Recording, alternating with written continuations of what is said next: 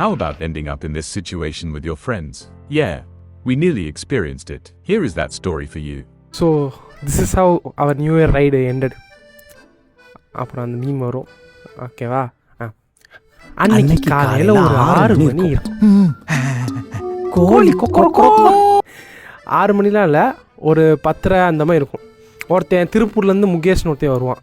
எங்களை வந்து அன்னூருக்கு வர சொல்லிட்டான். நாங்களும் இங்கேருந்து அன்னூருங்கிற ஊருக்கு பைக்கில் போயிட்டோம். இங்கேருந்து ஒரு 6 பேரா? ஆமாம் 6 பேர். ஆமாம் 6 பேர் 3 வண்டியில் போயிட்டோம். அங்கேருந்து அவனோட புது வண்டியில் வந்துட்டான் அன்னூருக்கு. அங்கேருந்து எனக்கு புளியம்பட்டியில் ஒரு ஓதிமலைன்னு முருகன் கோயில் தெரியும்டா அப்படின்னா.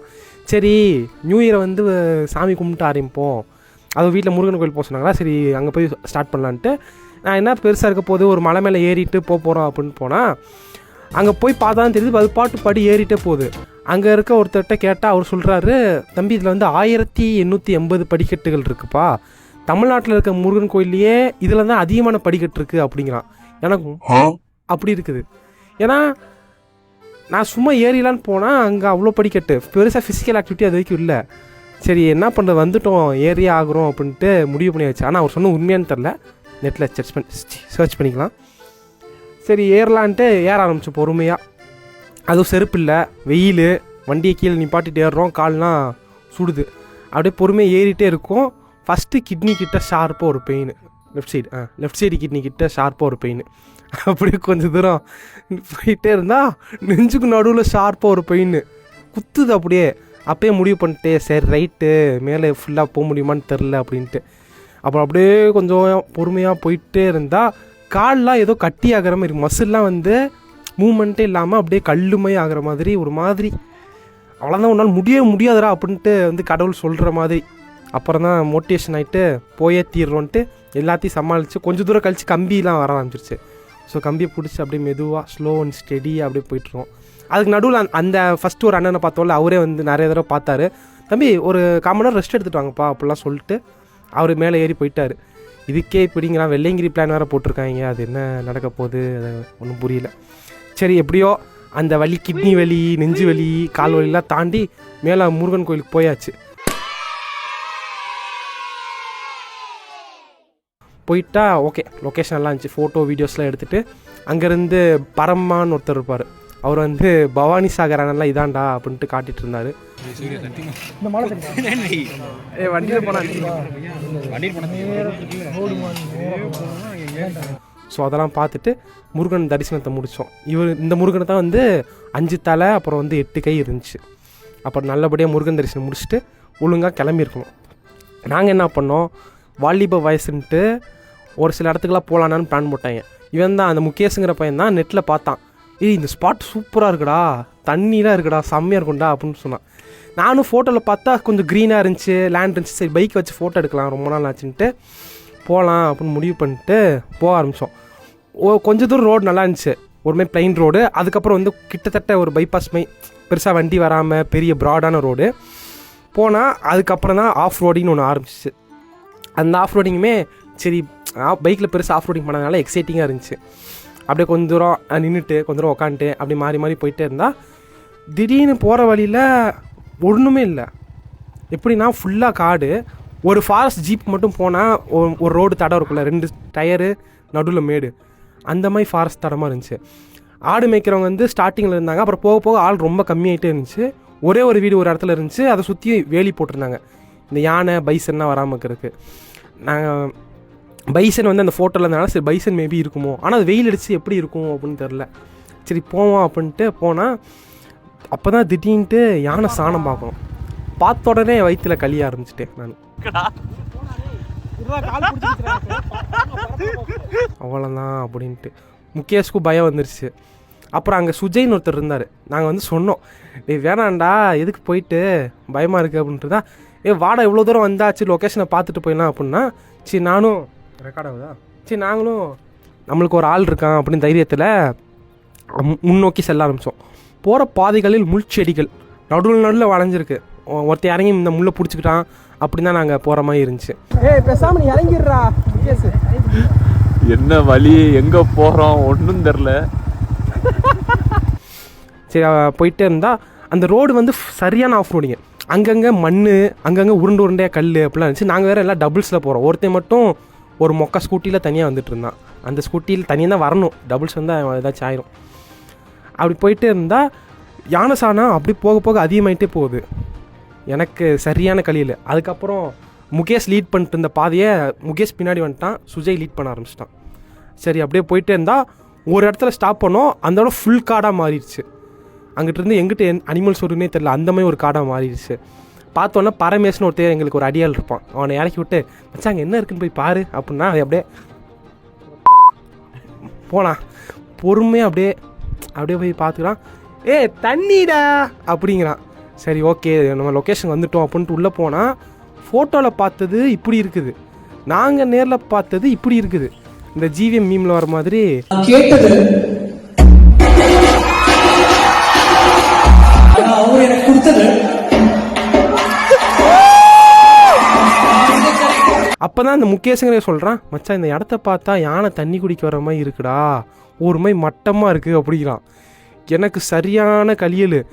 இவங்கிட்ட போகலான்னா அதான் வந்துட்டோம்லடா வீடியோ எடுத்துகிட்டு போகலான்டா அப்படிங்கிறாங்க. சரி நீ தானே கூப்பிட்டு அந்த சொல்லு இடத்த பற்றி சொல்லு. கரெக்டாக இருக்குது தண்ணி குடிக்கிறதுக்கு அளவா. அப்படியே ஆமாண்டா கிளம்புவோண்டா. தண்ணி இவ்வளோ ஆடுதான் எனக்கு தெரிஞ்சு பக்கத்தில் தான் ஒரு வீடியோ வீடியோக்கு ரிஸ்க் பண்ணி வாழ்க்கை விட்டுறாதீங்களா. சரி ஒருத்தன் வீடியோ எடுத்து ஃபோட்டோ எடுத்துகிட்டு இருக்கான், இன்னொருத்தனும் பார்த்துட்டு இருக்கான். பின்னாடி 2 தாத்தா நடந்து வராங்க. இந்த பரமேசுங்களை வந்து கொஞ்சம் சோசியலைஸ் ஆன ஆடு. ஸோ வந்து தாத்தாக்கிட்ட போயிட்டு பேச ஆரம்பிச்சு தான் தெரியுது அது வந்து ரிசர்வ்டு ஃபாரஸ்ட் போலையா. ஐ மீன் ரிசர்வ்டு ஃபாரஸ்ட்டில் அது ஃபாரஸ்ட் ஏரியா. நாங்களாம் அலௌட் இல்லை, நாங்களே எங்களுக்கே தெரியாமல் அந்த ஏரியாக்குள்ளே போயிட்டோம். ஸோ டக்குன்னு கிளம்புங்கப்பா, ஃபாரஸ்ட் ஆஃபீஸில் பார்த்தா பிரச்சனை ஆயிரும் அப்படின்னாங்க. சரி ஓகே தாத்தா அப்படின்ட்டு நாங்கள் கிளம்பலான்ட்டு முடிவு பண்ணுறப்ப அவர் இன்னொரு சொன்னார், தம்பி கொஞ்சம் வெள்ளனே கிளம்பிடுங்க, யானைலாம் தண்ணி குடிக்க வரும் அப்படின்னோடனே ஓடுறான்ட்டு எடுத்தா கிளம்பி ஓட ஆரம்பிச்சிட்டேன். ஏன்னா அந்த வண்டியில் அந்த இடத்துல யூட்டுன்னு போட முடியாது, யானைக்கிட்ட தப்பிக்கணும்னா வண்டியை கீழே போட்டு ஓடி தான் ஆகணும். அதனால் எப்படியாச்சும் இடத்த விட்டு போயின்னு முடிவு பண்ணிட்டு கிளம்புறப்ப அங்கே ஒரு நாய் செத்து கிடந்துச்சு. அந்த வீடியோ எடுத்து வச்சுக்கிட்டேன் நம்ம சேனலில் போடுறதுக்காக. இதை பார்த்தாலே பயமாக இருக்குது.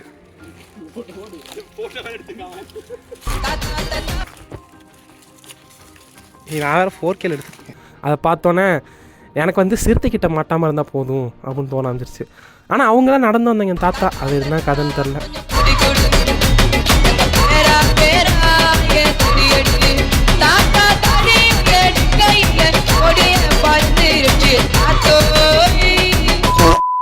இந்த ரவி சுஜய் தான் லீட் பண்ணார்.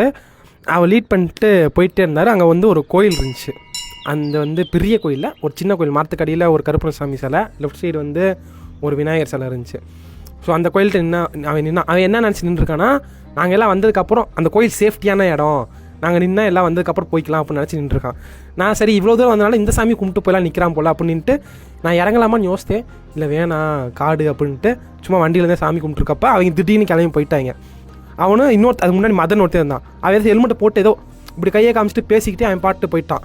நாங்கள் வந்து என்னடா சொல்கிற அப்படின்ட்டு கொஞ்சம் தூரம் போயிட்டு இருக்கப்போ கேட்டிருந்தா, யானை இருந்துச்சுடா அங்கே அப்படின்னு ஒன்று தான் எனக்கு சரியான ஃபஸ்ட்டு பரமாக சொன்னான். அவன் சொன்னப்போ நாங்கள் நம்பலை, அது வந்து கல்லை பார்த்தாலே யானை அப்படி ஏதாவது சொல்லிருப்பான்.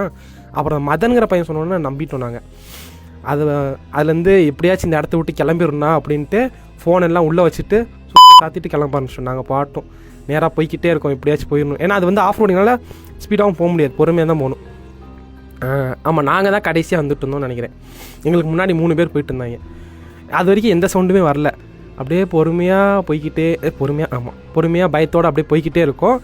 திடீர்னு ஒரு சவுண்டு, யானை கத்துற சவுண்டு. பின்னாடி தினேஷுங்கிறதான் தான் பின்னாடி உட்காந்துருந்தான். பின்னாடி திரும்பி பார்த்தா பின்னாடி ஒரு யானை துரத்திட்டு வருது. அவ்வளோதான், அழுத்திட்டு போக ஆரம்பிச்சிட்டாங்க. கல் எதுவும் பார்க்காம கீழே விழுந்தாலும் பரவாயில்லன்ட்டு. ஆனால் அது கொஞ்சம் தூரம் கழித்து அது வரது நின்றுச்சு. ஆனால் சரியான கலியல் அது பாட்டு கத்தின்னு ஓடி வந்துக்கிட்டே இருக்குது. அதுவும் அந்த இடத்துல எதுவுமே பண்ண முடியாது, யாருமே இல்லை அங்கே ஹெல்ப் பண்ணுறதுக்குமே. முள்ளு எல்லாம் கிழிச்சிக்கிட்டு நாங்கள் பாட்டு போயிட்டுருக்கோம். அப்புறம் எப்படியோ ரோட் வந்து சேர்ந்துட்டோம் ஃபைனலாக. அந்த அந்த வைடு உமன் லிவ் லாங்கர் அந்த மாதிரி மீன் தான் இருந்துச்சு. எப்படியோ யானைக்கிட்டலாம் தப்பிச்சு. அதுக்கப்புறம் அங்கேருந்து பவானி சாகர், அவங்க அப்பயே அடங்கலை சுற்று குழுப்பு, பவானி சாகர் டேம் போகலான்டான்ட்டு கூப்பிட்டு போகிறாங்க. அந்த ரோடு ஆனால் நல்லா இருந்துச்சு. ஆனால் அதுலேயும் போர்டு இருந்துச்சு, யானை வர பகுதி பார்த்து அப்படிலாம். அடங்கலாம் தான் அங்கே போனால் நானும் பார்த்தது இல்லையா, ஆனால் ரிவர்லாம் நல்லா இருந்துச்சு. ஸோ அதெல்லாம் பார்த்துட்டு நைட்டு போல் எல்லாம் கிளம்பி வரோம்.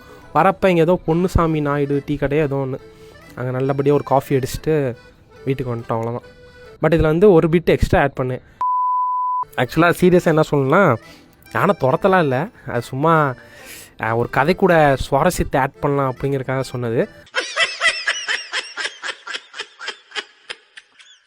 பட் யானையை பார்த்தோம், அந்த சாமி கும்பிட்ற இடத்துட்ட வந்து யானையை பார்த்த உடனே கொஞ்சம் டர்ராயிருச்சு. அதுவும் சிங்கிள் யானை, அதனால் துரத்துனா முடிஞ்சுன்ட்டு அது வந்து எங்களுக்கு நல்ல வேலை பார்க்கல. நாங்கள் டக்குன்னு கிளம்பிட்டோம். அந்த யானையை பார்த்த உடனே கழிஞ்சிட்டு கிளம்ப ஆரம்பிச்சிட்டோம். கிளம்பிட்டு அப்புறம் தான் பவானி சாகர் டேமு அங்கெல்லாம் போயிட்டு வீட்டுக்கு ரிட்டர்ன் ஆகிட்டோம் காஃபி குடிச்சிட்டு. ஸோ இந்த மாதிரி நீங்கள் எதுவும் இந்த மாதிரி ரிசர்வ்டு ஃபாரஸ்ட்டில் நீங்கள் போய் எதுவும் மாட்டிக்காதீங்க. ஸோ பார்த்து போங்க அது என்ன மாதிரி ஏரியா அப்படின்ட்டு. என்ன எங்களை ஒருத்தன் கூப்பிட்டு போனா கிறுக்கு போன்ற மாதிரி இந்த ஃபோட்டோ நானும் ஃபோட்டோ பார்த்து நம்பிட்டு இந்த மாதிரி இருக்கும் அப்படின்ட்டு. அங்கே போனால் ஃபுல்லாக ஒரு மாதிரி அது என்னன்னே தெரில. ஆனால் அங்கே பாட்டிலாம் இருக்குது, அங்கேயும் போய் நம்ம மக்கள்லாம் சரக்கு அடிக்கிறாங்க, அந்த மாதிரி ஒரு ஏரியாவும் இருக்குது. ஆனால் ஃபாரஸ்ட் ஆஃபீஸர் தான் திட்டுவாங்கன்னு சொல்கிறாங்க. யானைலாம் தண்ணி குடிக்க வருது, என்ன கதனே புரியல எனக்கு அது.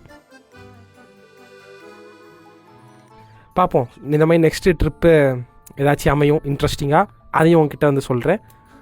அன்டில் தென் பாய். இது யாரையோ காப்பி அடிச்சு சொல்கிற மாதிரி இருக்குது. அன்டில் தென் பாய். பார்ப்போம். பாய். See you next video.